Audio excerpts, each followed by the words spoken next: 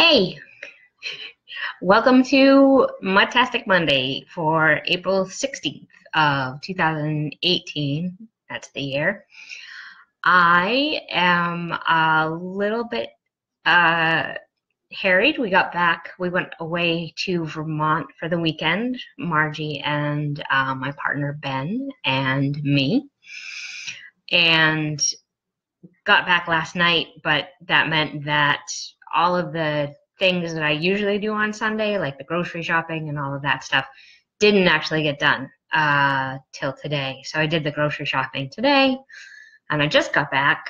It's pouring out, which means Margie is nuts because she didn't get to go play anywhere.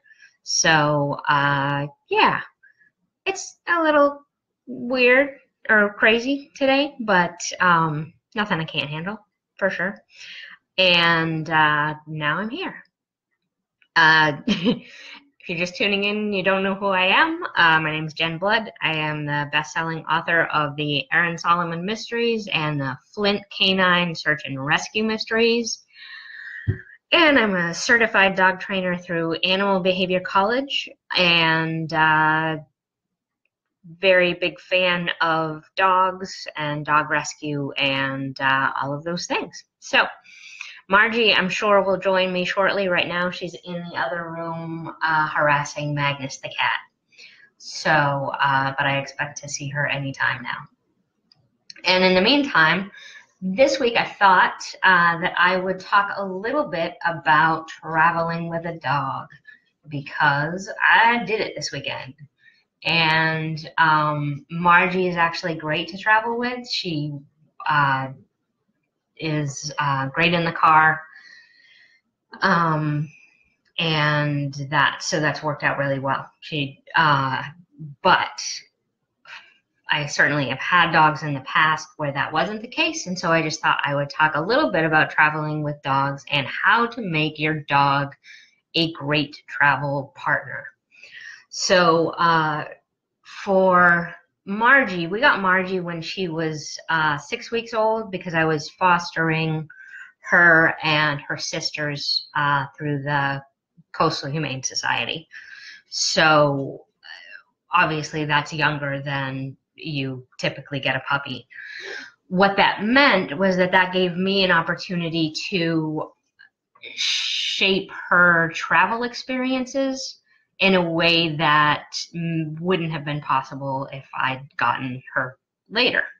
So if you have a young puppy, if you are a breeder, and I will say I'm a very big fan of rescue, but I also have many friends who are incredibly responsible and wonderful breeders who care deeply about the breed and their dogs. And so I know that that can be a divisive issue. It is not a divisive issue for me. As long as you care about the breed, as long as you care about the dog, as long as you recognize the responsibilities inherent in bringing new lives into the world, then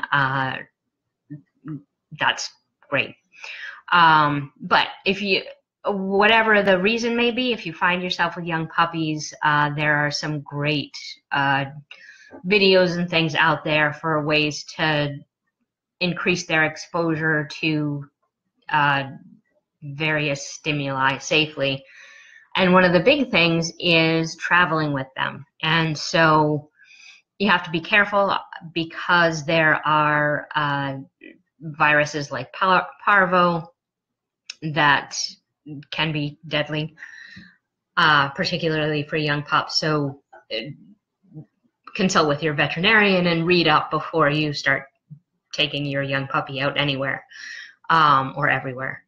But when I first got Sage, Rosie, and Margie, who were the three sisters, I took them home and they lost their minds in the car, like screamed bloody murder the entire time.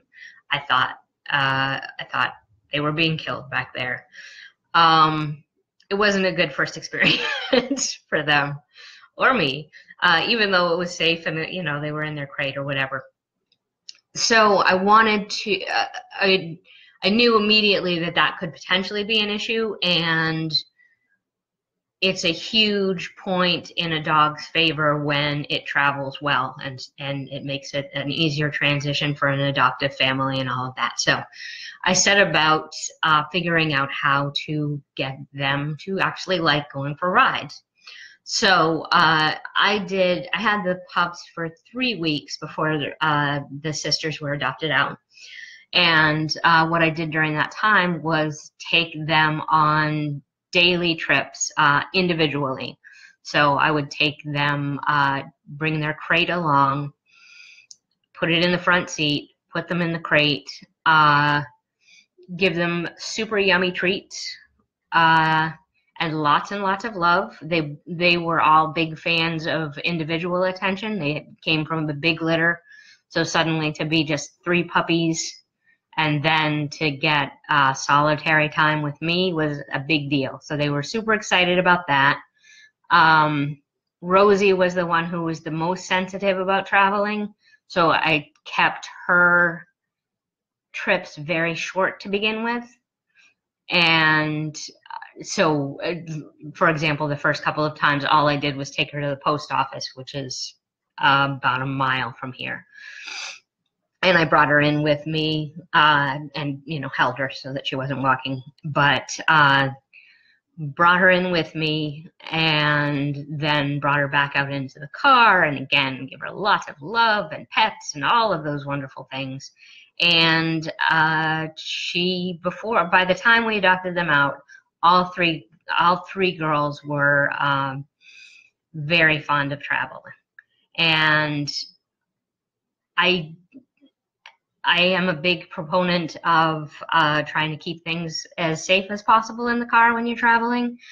So initially, Margie traveled in a crate for the first, all 3 girls did initially, and then once we had adopted Margie, then she traveled in a crate that was originally Magnus's carrying cage, or a crate, but she was small enough that she fit in there quite well. And that worked until she, didn't fit in there anymore, and it became a safety issue. I wanted to make sure that I was keeping her as safe as possible in the car. So I graduated to one of the safety belts, and I'm really sorry. I have no idea what the brand name is for the safety belt that I use, but I will look it up and I will add it to the section here so that you guys will know. And so she travels with the safety belt, or else she travels in a crate. Either way, I don't feel super safe about a dog that's just roaming loose in the car. Even though I certainly have done that in the past, all of the dogs that I had before were always loose. But as I've gotten older, I guess I've gotten either wiser or more afraid of the world. I don't know which it is or whatever, but either way, she's in a safety belt now. And so if you have a dog who does not travel well, hates the car, then one of the best things to do is, I've seen a couple of different videos to desensitize dogs. I am not a big proponent of what's called flooding, which is where you force the dog to do whatever frightens it, and just keep doing it until the theory goes that they suddenly are not afraid anymore. Generally what happens is that they just shut down, and that's not them accepting, it's just them being freaked out about other things. So rather than doing that, if your dog is totally freaked out about the car, then one of the things I've read that, and I have actually done with dogs that I've fostered before, is feeding them in the car. So just start by get their food, don't have the car running, and just bring them in when it's time bring them to the car when it's time for them to have their dinner, put the food in there, have them eat their dinner, and leave. So you can do that for a couple of days, I think is the theory, 2 to 3 days, just to get them used to that. Then graduate to having the car going when you do it. And then, you know, watch your dog to see how they are reacting to things.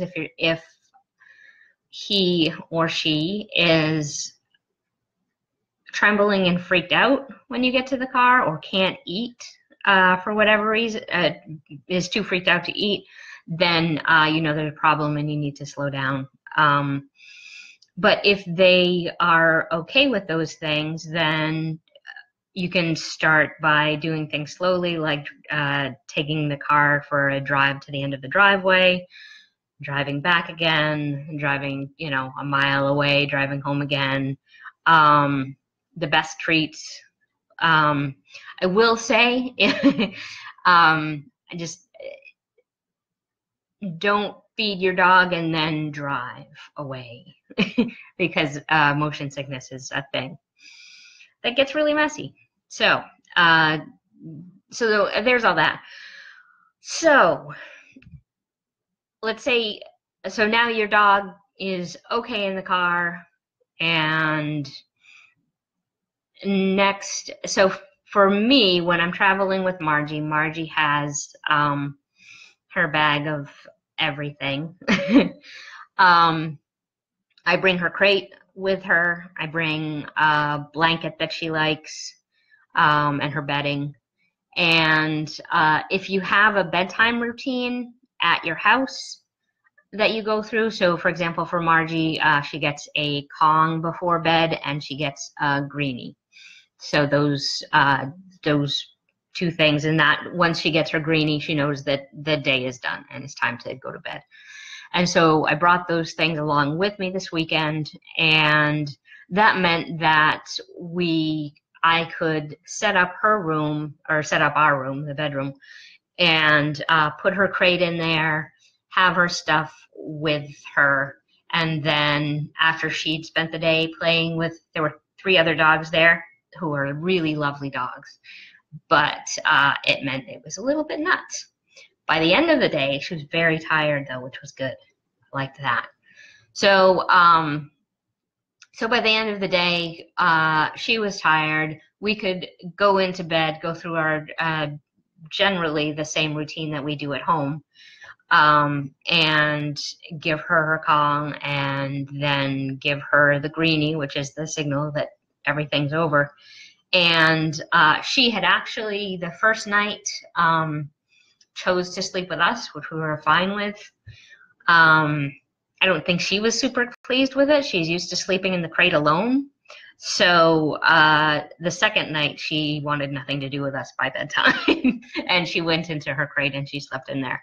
So it was not a lot of disruption to our lives. And you can really follow that regardless of where you are traveling. Just take note of the things that your dog finds comforting, and bring those things along with you, and whatever is part of your daily routine, try to integrate that as much as possible, because dogs are definitely creatures of habit and they find a lot of comfort in that. So as long as you have all of those things in place, then it makes for a fairly easy transition when you're on the road. So, yeah, so I think that, I mean, those are the big things for me. And I know I've been thinking about longer road trips with Margie, and given the recent stories in the news, recent very tragic stories in the news about people traveling with their dogs, I know that there were a couple of stories, and those are isolated events, and certainly there are many people who travel successfully by plane with their dog, and that's wonderful. I don't know that I would choose to do that with Margie right away. But I'm curious, so if you are watching this, whether you're watching it live or whether you're watching it later, I'd love to hear if you have traveled with your dog by plane and whether you check them, or I don't even know, do you check your dog? You don't check your dog like you check luggage, right? But if it's a larger dog and it's not a service dog, then you can't have it up front. So I'm curious how that works. So if you're watching this and you have done that, I'd love to hear what you do, whether you have a smaller dog that you just have in a crate that you bring up front with you and keep at your seat, or whether you have other arrangements and how you handle that. So I'd love a comment if you if any of those things apply. It would be interesting for me to hear. But in any case, I'm thinking more of longer road trips. And one of the things that the people that we visited with this weekend, one of them jokingly suggested, he's very intelligent and knows that this is not a thing, but he had jokingly said that we could just get a service dog vest for Margie and take her wherever we wanted to take her. And I just want to say very quickly, he was kidding, but it's not a joking matter. It's a horrible thing that people do. It's really quite profoundly screwing up the service dog world. And for people who genuinely need service dogs, it really messes things up a lot. So if you are traveling with your dog, don't do that. Don't give them a service dog vest if they're not really a service dog. I'm sure if you're watching this, you're not going to do that anyway. But I'd just like to, I'd like to say that and put it out there. And if you have friends who are saying that they're going to do that, then tell them it's not cool. Anyway, so there's that, I don't know, public service announcement or whatever. That's Margie. There was nothing up in there. All right, so back to it. So what else did I talk? What to do, what to bring, where to go. Yeah, so where to go with your dog. I've become much more conscientious since getting Margie because I love taking her to stores. I love taking her out with me. It's a great training opportunity. It's nice. It's a nice way to bond.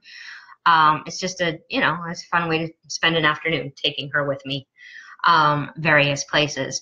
But I always call first to find out whether the store allows non-service dogs.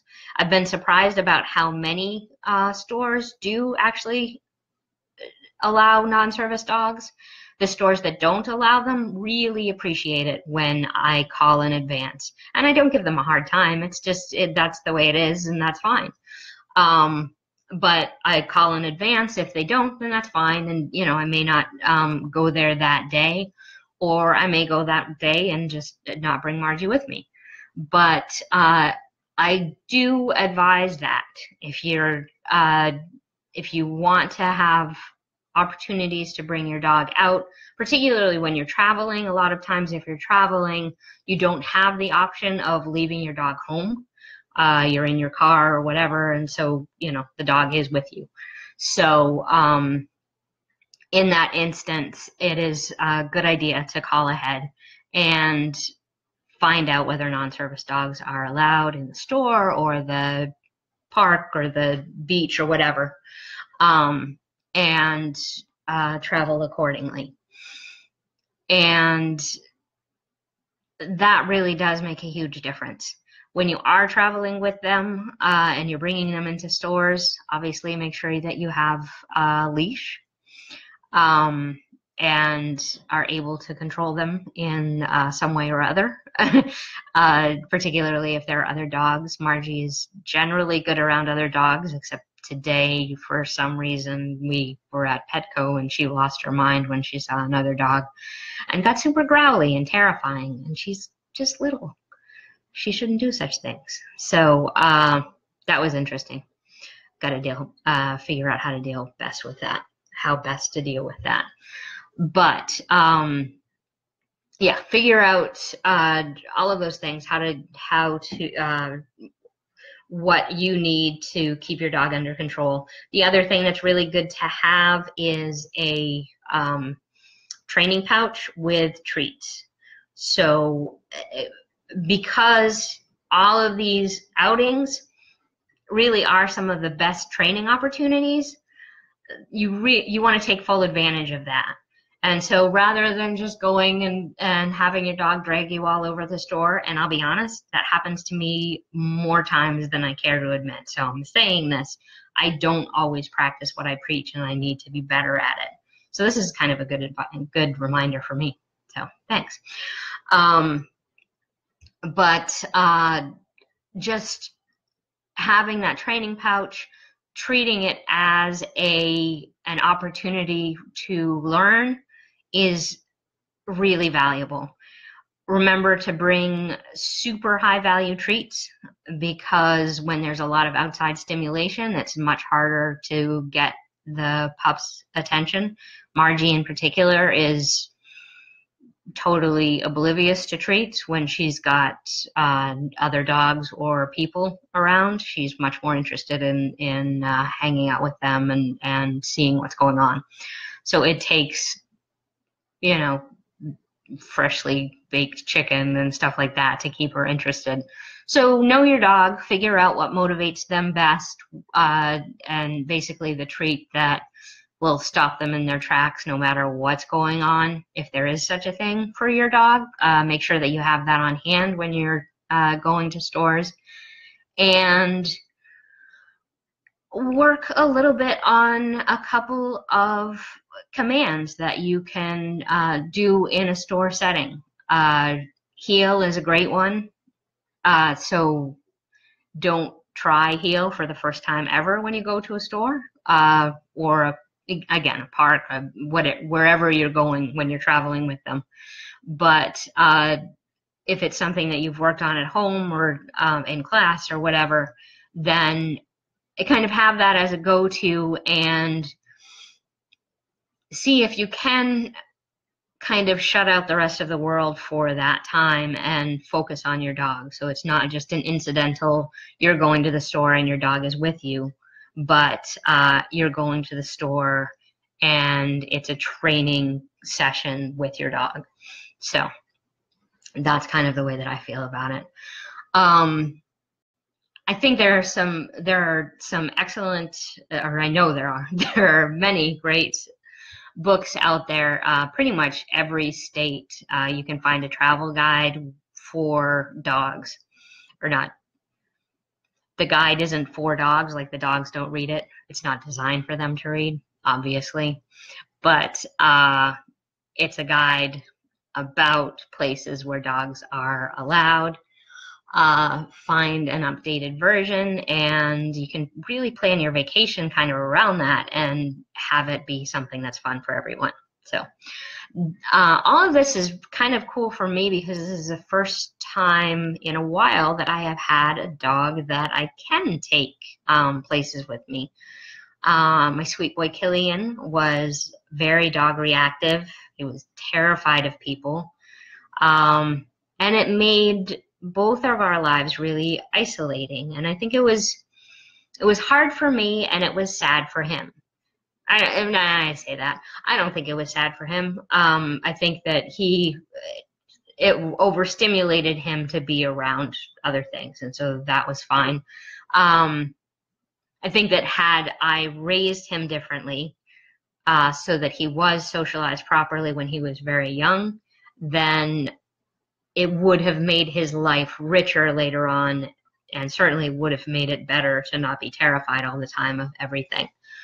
And some of that was me, some of that was just genetics and other things, I'm sure. But still, I know some of it was me.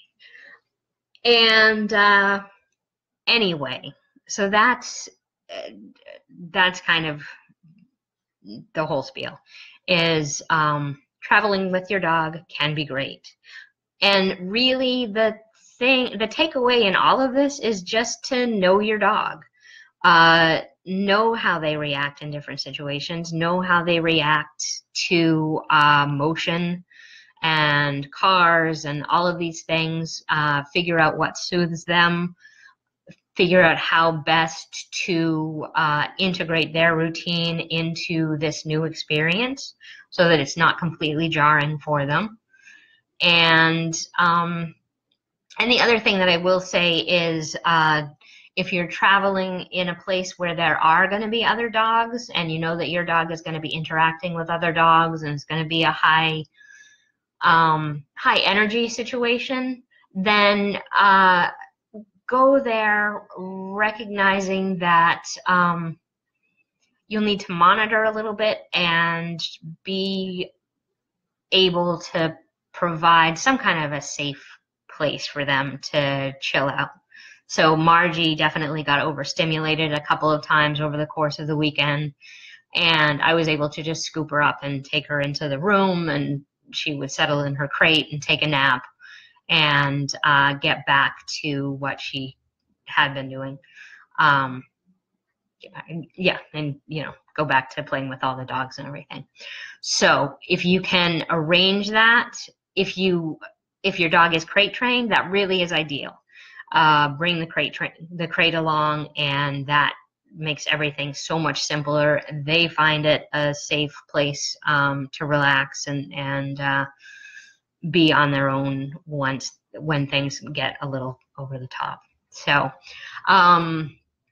other things, bring their food along so that there's not a disruption in diet on top of everything else, because that can be very upsetting for puppy bellies.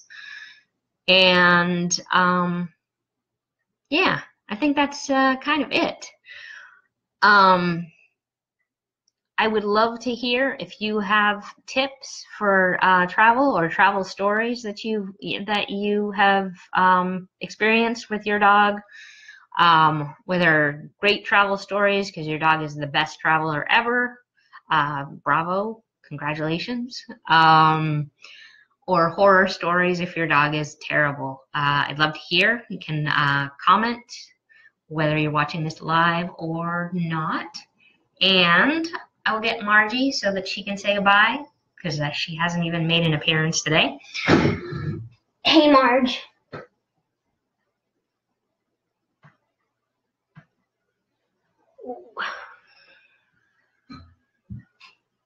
There she is.